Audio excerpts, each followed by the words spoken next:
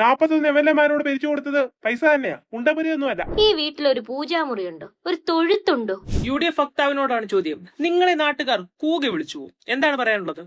കൂവിയതങ്ങ് സഹിക്കാം. ഞങ്ങള് ക്രെഡിറ്റ് വാങ്ങാൻ വന്നവരാണെന്ന് നിങ്ങൾ പറഞ്ഞു. ഇത് തന്നെയാണ് നിങ്ങൾ ലീഗിന്റെ വീട്ടിൽ കൂടലിന് വന്ന പ്രിയങ്കാജിയെയും പറഞ്ഞത്. ഞങ്ങളാകെ 41 MLA-മാരോട് പിരിച്ചു കൊടുത്തത് പൈസ തന്നെയാ, ഉണ്ടപുരിയൊന്നും അല്ല. ഞങ്ങൾ 19 ലക്ഷം രൂപയാ കൊടുത്തത്. അത് ഒരു വീടിന് പോലും തികയത്തില്ല പോലും. നിങ്ങൾക്ക് ആരാ രൂപയെ പറഞ്ഞേ ഇത്രയും രൂപയുള്ള വീട് വെക്കാൻ, ഇത്രയും പടപണ്ടാരം വീട് വെക്കാൻ? ഞങ്ങൾ പറഞ്ഞു. അത് പിന്നെ ഞങ്ങളുടെ ഈ കേന്ദ്രമുണ്ടോ, ഞങ്ങളുടെ ഈ കേരളമുണ്ടോ, അഴിമതി കാണിക്കാൻ ഒരു ആംബിയർ ഉണ്ടോ ഇപ്പൊ ഞങ്ങൾക്ക്? പിന്നെ ഞങ്ങൾ എങ്ങനെ കാശുണ്ടാക്കാനാ? ശോഭിച്ചി, നിങ്ങള് സർക്കാർ കൊടുത്ത വീട് കണ്ടിരുന്നു?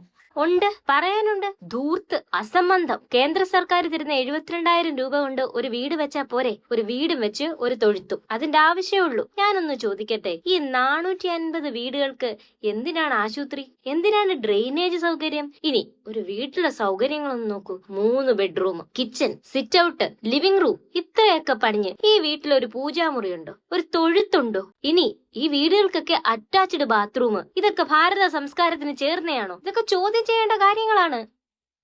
ഡിഫയുടെ യുവനേതാവിനോട് നിങ്ങൾക്ക് എന്തെങ്കിലും പറയാനുണ്ടോ? ഇവിടെ എനിക്ക് പറയാനുള്ളത്, നിങ്ങൾ ഈ കാൽപ്പനികത മാറ്റിവെക്കണം. കാതലായ ആശയങ്ങളെയും താത്വിക ചിന്താഗതികളെയും പിന്തുടരണം. ഞങ്ങൾ 20 കോടി രൂപയാണ് മുഖ്യമന്ത്രിയുടെ ദുരിതാശ്വാസ ഫണ്ടിലേക്ക് നൽകിയത്. ഇത് സ്വർണ്ണപ്പാളി ഇളക്കി വിറ്റോ, PPE കിറ്റ് മറിച്ചു വിറ്റോ, ഡേറ്റ ചോർത്തിയോ ഉണ്ടാക്കിയതല്ല. അന്തസ്സായി ബക്കറ്റ് പിരിവ് നടത്തിയും ബിരിയാണി ചലഞ്ച് നടത്തിയോ ഉണ്ടാക്കിയതാണ്. ഇനി ജനങ്ങൾക്ക് തീരുമാനിക്കാം. Choice is യോസ്.